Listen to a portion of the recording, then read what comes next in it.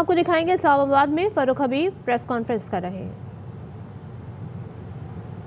हाल है वो इतनी ख़राब हो चुकी है कि आए रोज़ मुल्क के जो फॉरेन रिजर्व्स हैं वो नीचे गिरते जा रहे हैं और इम्पोर्टेड हुकूमत की किसी किस्म की कोई ना सिमत नज़र आ रही है, ना कोई अवामी फलाह के मंसूबों के हवाले से, अवाम को रिलीफ देने के हवाले से इनकी को तरजीहात जो हैं वो सामने आ रही हैं।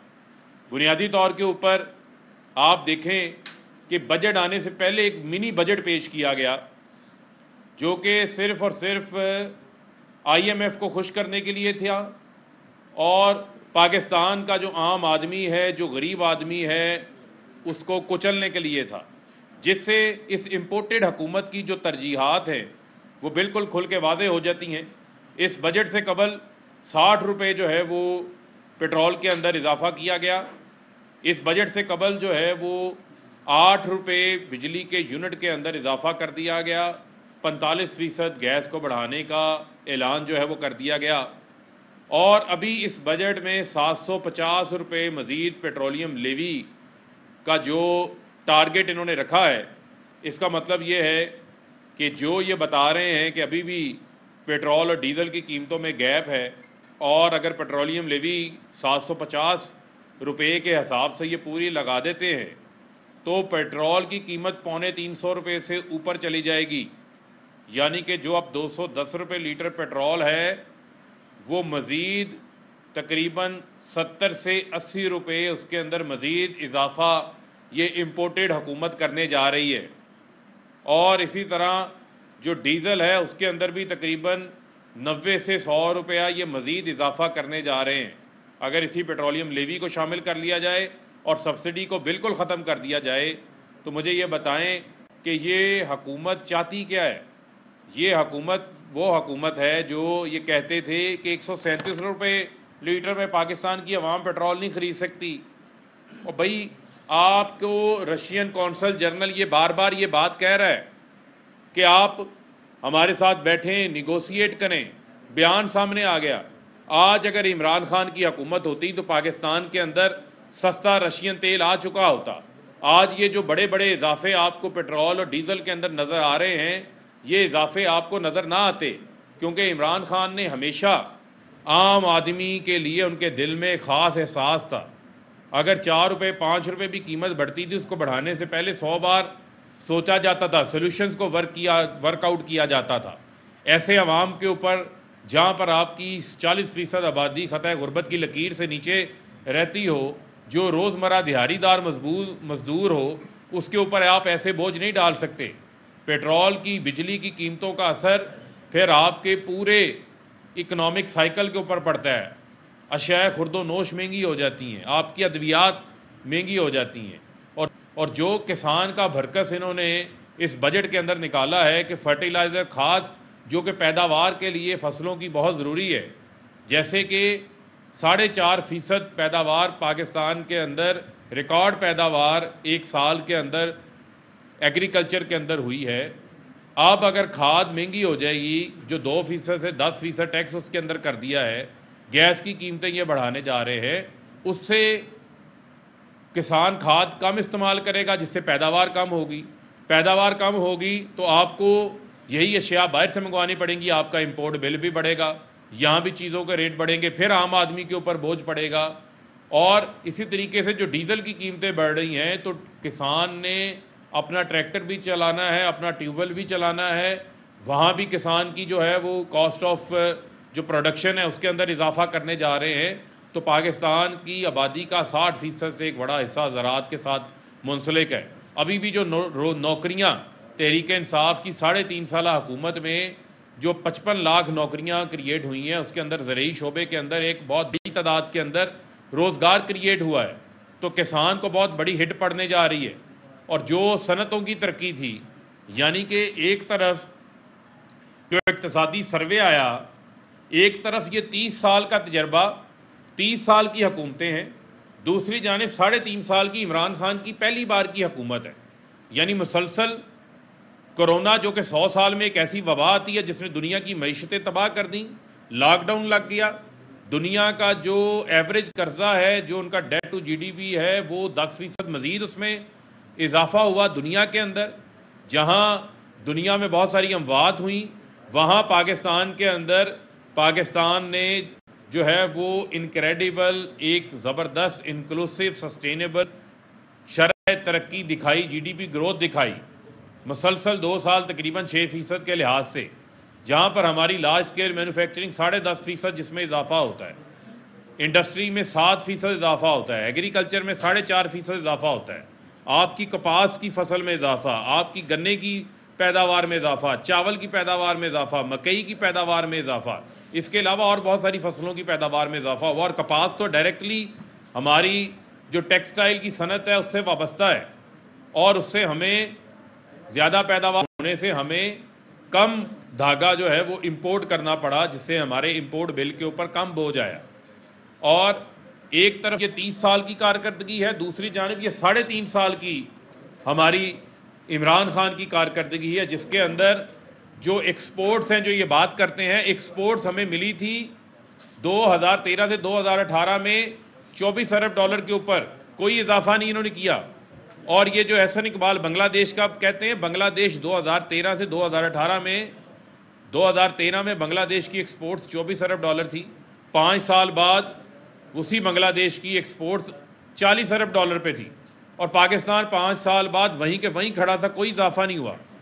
आप ये देखें कि इमरान खान के 3.5 साल दौरे हुकूमत में 27 से 32% पाकिस्तान की बरामदात में इजाफा हुआ, यानी कि डॉलर्स बरामदात की शक्ल में ज़्यादा पाकिस्तान के अंदर आए, और उसका फ़ायदा आपको ये हुआ कि आपको उससे पाकिस्तान के अंदर आपकी फॉरेन रिजर्व उससे बिल्ड हुए, और एक्सपोर्ट्स जो 24 अरब डॉलर पे मिली थी आज 31 अरब डॉलर के ऊपर, ये इनका अपना इक्तिसादी सर्वे है वो बता रहा है।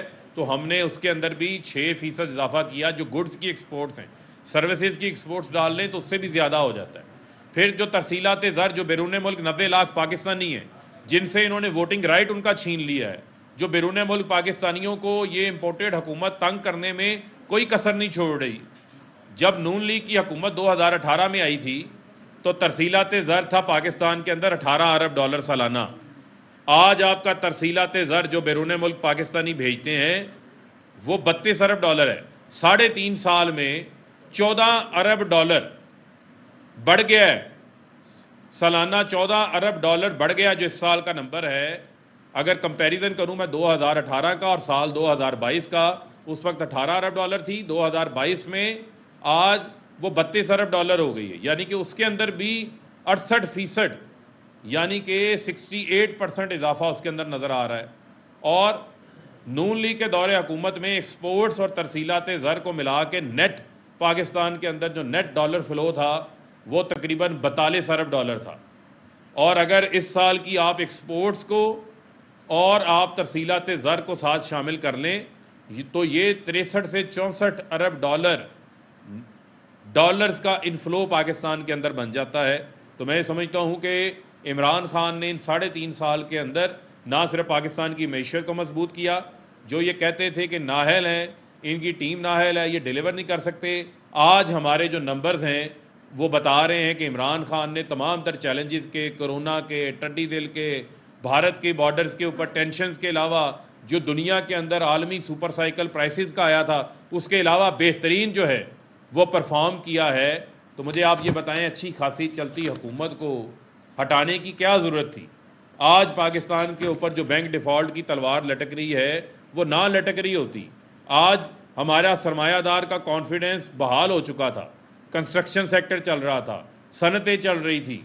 आज पाकिस्तान के अंदर हर शोबा पूरे कॉन्फिडेंस के साथ सरमायाकारी भी कर रहा था, और बड़ी तेज़ी से पाकिस्तान के अंदर जो है हमारी मैशियत मजबूत होती जा रही थी। लेकिन इनको पता था कि इमरान खान 5 साल पूरे कर गया तो फिर इनको किसी किस्म की ना इनकी बारी आएगी ना मौका मिलेगा। लेकिन जो ये महंगाई का तूफ़ान आज ले आए, पाकिस्तान की आवाम जगह जगह हर जगह इनके ख़िलाफ़ जो है वो सरापा एहतजाज बनी हुई है। दूसरा जो इस मुल्क के साथ जुल्म इन्होंने किया है वो आपका NRO2 है। जो कल आप देखें साइकिल चोर हो उसकी ज़मानत नहीं होती, यहाँ पर नॉन बेलेबल ऑफेंस में 2-2 साल अबूरी ज़मानत में रहते हैं, और FIA केस में जहां 4 माह से फर्द जुर्म आयद नहीं हो रही, जहां 16 अरब रुपए का, ये रमज़ान शुगर मिल का केस नहीं है, ये शुगर मिल का केस नहीं है, ये मनी लॉन्ड्रिंग का केस है 16 अरब रुपए का। यानी शहबाज शरीफ के 14 मुलाजमीन जो कि रमज़ान शुगर मिल में काम करते थे, उनके ज़ाती अकाउंट्स में 16 अरब रुपया आया, और वो 16 अरब रुपया बाद में शहबाज शरीफ, सलमान शहबाज और हमजा शहबाज के अकाउंट्स में ट्रांसफ़र होता रहा। पहले डॉक्टर रिजवान को ट्रांसफ़र करते हैं, दबाव डालते हैं, उसकी मौत हो जाती है। स्पेशल प्रोसिक्यूटर सिकंदर जुल्फ़कार को तब्दील कर देते हैं, अपने घर का प्रोसिक्यूटर ला के लगा देते हैं।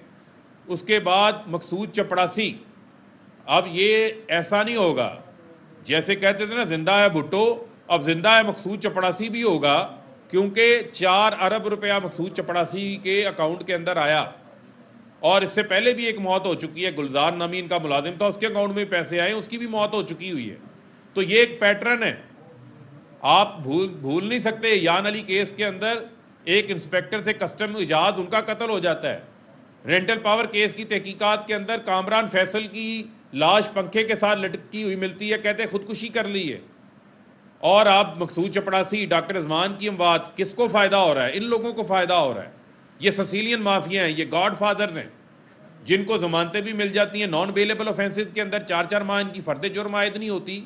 तो क्या मुल्क को हमने चोरों के हवाले कर देना है, लुटेरों के हवाले कर देना है? ये मुल्क का क्या अशर नशर करेंगे? इनके होते हुए आप क्या एक्सपेक्ट कर सकते हैं कि पाकिस्तान आगे बढ़ेगा? पाकिस्तान के लिए मजीद मुश्किलात आएंगी। शहबाज शरीफ कहते हैं कि नैब मेरे खिलाफ कुछ साबित नहीं कर सका। नैब अदालतों में केसेस तो आप चलने नहीं देते, केसेस को कंक्लूड तो होने दें। 7.5 अरब रुपए का TTs का केस है। टोटल नैब अदालतों में 1200 अरब रुपए के केसेस हैं। कितने? 1200 अरब रुपए के। और जिस किस्म की ये नैब में तरामीम लेकर आए हैं, जिसका मतलब ये है कि नैब जो प्रेसिडेंट, जो स्टेट का सिंबल है, उससे निकाल कर प्राइम मिनिस्टर ऑफ पाकिस्तान, जो कि सबसे बड़ा डाकू, सबसे बड़ा चोर है, जो आते 7 इदारों को दबाव में ला रहा है, जो अपने आप को NRO दे रहा है, उसके हवाले कर दी गई है नैब। और नैब नेशनल अकाउंटेबिलिटी ब्यूरो से नो एक्शन ब्यूरो बना दिया है। यानी नैब के हाथ भी बांध दिए हैं, पाँव भी बांध दिए हैं, कानों में रुइयाँ दे दी हैं, आंखों पे पट्टी बांध दी है। नैब अब एक्शन नहीं ले सकता, टूथलेस बना दिया है, अपाहज कर दिया है नैब को इन्होंने आते साथ ही। और जो इन्होंने काला कानून पास किया है, इसको हम सुप्रीम कोर्ट ऑफ पाकिस्तान के अंदर चैलेंज करेंगे। Supreme court already fair trial का नोटिस लिया हुआ है सुप्रीम कोर्ट ऑफ पाकिस्तान ने, और उसके अंदर ये तमाम चीज़ें सामने आनी चाहिए।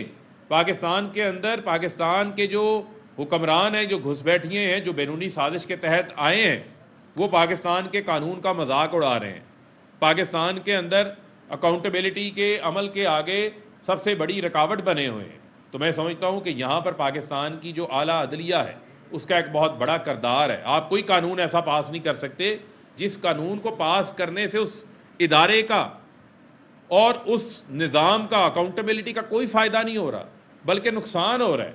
तो इसके ऊपर तो बड़ी वाज़ेह कॉग्निजेंस है जो पाकिस्तान की अदालतें ले सकती हैं। और मैं समझता हूँ कि पाकिस्तानी इस टाइम इन तमाम चीज़ों के ऊपर कड़ी अपनी नज़र रखे हुए हैं। हम किसी सूरत भी इनको इनके मज़मूम मकासद में कामयाब नहीं होने देंगे। इनका मकसद क्या था? बैरूनी साजिश के तहत इन्होंने ग़ुलामी कबूल की, क्योंकि इनकी जायदादें बाहर पड़ी हुई थी। इन्होंने ग़ुलामी कबूल की, इन्होंने चेरी ब्लॉसम शुरू किया। क्यों किया? क्योंकि इन्होंने अपने केसेस बंद कराने थे, इन्होंने NRO 2 लेना था। मुल्क अच्छा खासा चल रहा था, आज़ाद खारजा पॉलिसी के ऊपर इन्होंने ग़ुलामाना खारजा पॉलिसी अपनाई। वजह क्या थी कि इन्होंने पापड़ वाले, फलूदे वाले, मकसूद चपड़ासी वाले अपने FIA के केसेस को बंद करना था। इसके अलावा इनका आवाम को रिलीफ देने का कोई एजेंडा नहीं था। और दूसरी जानिब आपने देख लिया कि अवाम महंगाई के ख़िलाफ़ सरापा एहतजाज है, अवाम लोड शेडिंग के ख़िलाफ़ सरापा एहतजाज है, अवाम के लिए आए रोज़ मुश्किलात के अंदर जो है वो इजाफ़ा होता जा रहा है। इसका वाहिद हल जो है, जो हमारा मुतालबा भी है कि इन चोरों डाकुओं का जो लूट मेला लगा हुआ है, इनसे निजात हासिल की जाए और मुल्क को फौरी इंतखाबात की तरफ लेके जाया जाए। फौरी इंतखाबात के अलावा और कोई चारा नहीं है इस मुल्क के अंदर। इंतखाबात की तरफ आगे बढ़ना होगा ताकि मुल्क को मज़ीद नुकसानात से बचाया जाए। और मैं ये मशवरा देना चाहता हूँ ये तमाम PDM को कि जैसे अब इत्तेहाद है, ये इत्तेहाद बना के इलेक्शन लड़ें। ये अब अकेले अकेले इलेक्शन में ना जाएं। और जो इनका इंतखाबी निशान होना चाहिए वो अब चेरी ब्लॉसम होना चाहिए। इनका इंतखाबी निशान चेरी ब्लासम होना चाहिए और ये चेरी ब्लासम के निशान के ऊपर जो है वो इलेक्शन लड़ें और इंशाल्लाह पाकिस्तान की अवाम इनको ऐसा चमकाएगी इंतखाबात के अंदर कि इनको लग पता जाएगा।